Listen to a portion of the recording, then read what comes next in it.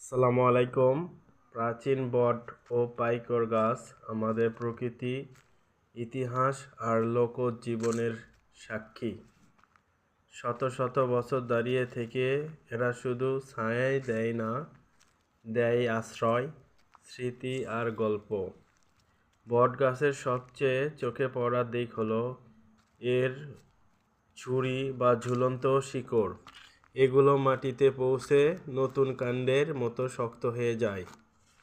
বয়স বাড়ার সঙ্গে সঙ্গে একটি বটগাছ ছোট একটা বন হয়ে উঠতে পারে। অনেক বটগাছ 200 থেকে 300 বছর বা আরও বেশি সময় বেঁচে থাকে। পাখি, বাদুড়, কীটপতঙ্গের নিরাপদ আবাস। গ্রাম বাংলার বটতলায় বস্তু বিচার, গল্প, হাটবাজার সবই ইতিহাসের অংশ।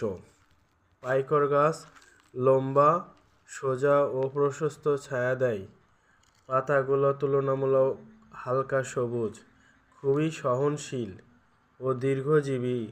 ঝড়, রোদ, বৃষ্টি সহজে মানিয়ে নিতে পারে।